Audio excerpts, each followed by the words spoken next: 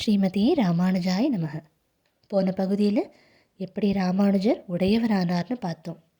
இப்போ ராமானுஜரோட மனசில் எப்படியாவது கோவிந்தரை தன்னோடு சேர்த்து கொள்ள வேணுன்ற எண்ணம். அதனால் பெரிய திருமலை நம்பிகளிடம் பிரார்த்திக்க அவரும் காளஹஸ்தி சென்று கோவிந்தரை மீண்டும் ஒரு வழியாக ராமானுஜரிடமே கொண்டு சேர்த்து விடுகிறார். இப்போது ராமானுஜரோடு கூரத்தாழ்வார் இருந்தார் இல்லையா, அவருடைய பெருமையை சொல்கிற மாதிரி ஒரு சின்ன விஷயம். ஒரு சமயம் ராமானுஜர் கூரத்தாழ்வாரை அழைத்து, உன் மனைவி கூரத்திலேயே விட்டு விட்டு வந்தாயல்லவா, அவளையும் இங்கேயே அழைத்துவான்னு சொல்கிறார். இப்போ நேராக கூரத்தாழ்வாரும் தன் மனைவி அழைத்து கொண்டு வந்து கொண்டிருக்கிறார். ஆனால் அவள் மனைவி சொல்கிறாராம், வரும் வழியெல்லாம் பயமாக இருக்கிறதுன்றாளாம். அப்போ கூரத்தாழ்வார் சொல்கிறார், மடியில் எந்த கனத்தை கொண்டு வந்தாய் பயப்படுவதற்குன்னு சொல்ல, அப்போ அவள் சொல்கிறாள், நீங்கள் உணவு உண்ண வேணுமேன்றதற்காக இந்த தங்கத்தட்டை மட்டும் எடுத்து கொண்டு வந்தேன்னு சொல்கிறாள். உடனே கூரத்தாழ்வார் அந்த தங்கத்தட்டிலை கையில் வாங்கி நேரே வீசி எறிகிறாராம். இனி ஒரு பயமும் இல்லை நடன்கிறார். அதாவது எவருக்கு ராமானுஜரோட திருவடின்ற நிலையான நிதி கிடைத்து விட்டதோ அதை விட வேறு எந்த பொக்கிஷமோ எந்த நிதியோ உயர்ந்ததில்லைன்னு காட்டக்கூடிய ஒரு சின்ன நிகழ்வு. அதற்கு பிறகு நேர கூரத்தாழ்வாரும் ஆண்டாளும் ராமானுஜரோட திருவடிகளிலேயே சரணடைகிறார்கள். இப்படி இருக்கிறச்ச ஒரு சமயம் பெரிய நம்பிகளிடம் எப்படியாவது ரகசியார்த்தங்களையெல்லாம் கற்றுக்கொள்ள வேணும்னு அவர் திருவடிகளில் வந்து விழுகிறார் ராமானுஜர். பெரிய நம்பிகளும் அவருக்கு துவயத்தோட ரகசியங்களை எல்லாம் சொல்லி கொடுக்கிறார். அதற்கப்புறம் சொல்கிறாராம், நான் சொல்லாத நிறைய ரகசியார்த்தங்கள் இருக்கிறது, அதையெல்லாம் நீ திருக்கோட்டியூர் சென்று திருக்கோட்டியூர் நம்பிகளிடம் கற்றுக்கொள்ள வேணும்னு சொல்ல ராமானுஜரும் பெரிய நம்பிகளை வணங்கிவிட்டு நேர திருக்கோட்டியூர் செல்கிறார். அங்கு அழகாக சௌமியநாராயண பெருமாள் காட்சியளிக்கிறான். சௌமியநாராயண பெருமாளை சேவித்து விட்டு நேர திருக்கோட்டியூர் நம்பிகளோட திருமாளிகைக்கு சென்று அவர் திருவடிகளில் விழுகிறார். எனக்கு ரகசியார்த்தங்களையெல்லாம் தாமே கற்றுக்கொள்ள வேணும்னு விண்ணப்பிக்கிறார் ராமானுஜர். ஆனால் திருக்கோட்டியூர் நம்பிக்கு ஒரே பயம், தகுதியற்றவர்களுக்கு இந்த ரகசியார்த்தங்களையெல்லாம் சேரக்கூடாதுன்னு பொத்தி பொத்தி காத்து வைத்திருந்தார் அதை. அதனால் ராமானுஜர் கேட்டபோது அவருக்கு சொல்லவில்லை. மறுத்து திருப்பி ராமானுஜரை அனுப்பிவிடுகிறார். ஆனால் ராமானுஜரோ சற்றும் தளராதவர் இல்லையா, பெரிய நம்பிகளோட ஆணை வேற இருக்கிறது. அதனால் மீண்டும் திருக்கோட்டியூர் நம்பிகளிடம் சென்று மறுபடியும் விண்ணப்பிக்கிறார். அப்போ அம்முறை போரிச்சு அப்புறம் பார்க்கலாம்னு திரும்பி அனுப்பிவிடுகிறார். இப்படி பல முறை திருக்கோட்டியூர் சென்று அவர் திருவடிகளில் விழுந்து இந்த ரகசியார்த்தங்களையெல்லாம் தமக்கு சொல்லித்தர வேணும்னு பிரார்த்திக்கிறார் ராமானுஜர். இப்போ இத்தனை முறை போயாச்சு இல்லையா, இப்போ பெரிய நம்பிகளுக்கு ஒரே சங்கடமாக போய்விடுகிறது. இந்த ரகசியார்த்தங்களையெல்லாம் திருக்கோட்டியூர் நம்பி ராமானுஜருக்கு சொல்லலைன்னா இதையெல்லாம் இதோடையே அழிந்து விடும் இல்லையா. அதனால் அரங்கனிடம் பிரார்த்திக்கிறார்.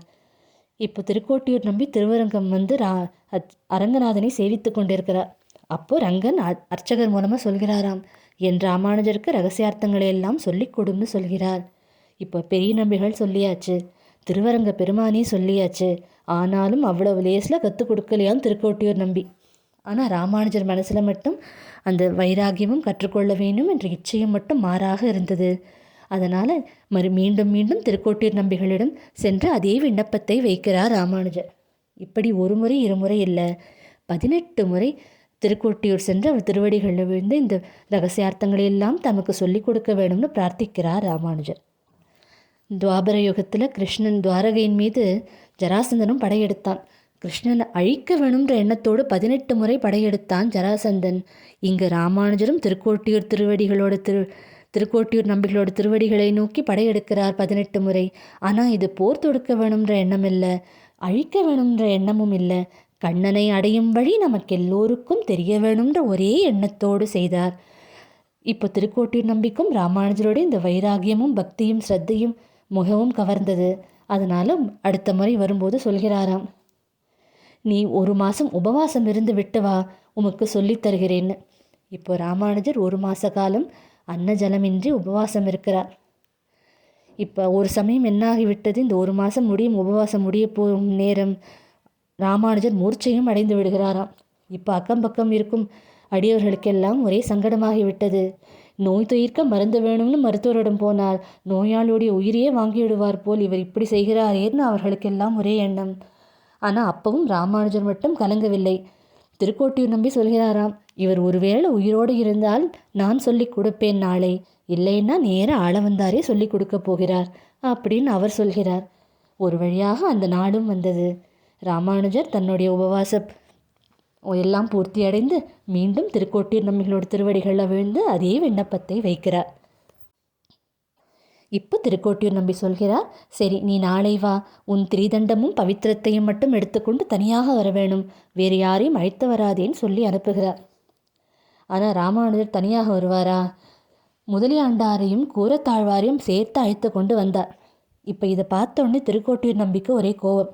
உன்னை நான் தனியாகத்தானே வர சொன்னேன், எதற்கு இவர்களை அழைத்து வந்தாயின்னு சொல்ல, சுவாமின் தாங்கள் சொன்னது என்ன, திரிதண்டமும் பவித்திரத்தோடு வா என்றீர்கள், தோ முதலியாண்டான் தான் என்னுடைய திருதண்டம், கூரத்தாழ்வார் தான் என் பவித்திரம்னு சொல்லி திரிதண்டமும் பவித்திரத்தை மட்டுமே எடுத்துக்கொண்டு வந்தேன்னு சொல்கிறாராம் ராமானுஜர்.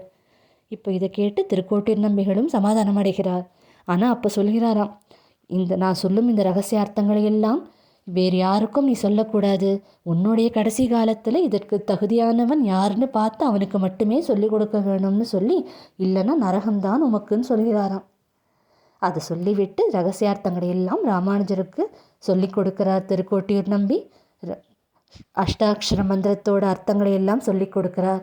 பகவான் ஸ்ரீமன் நாராயணனே நமக்கு பரதெய்வம், அவனுக்கே நாம் எல்லாம் அடிமைகள்னு அனைத்து அர்த்த விசேஷங்களை எல்லாம் சொல்லிக் கொடுக்கிறார் திருக்கோட்டியூர் நம்பி.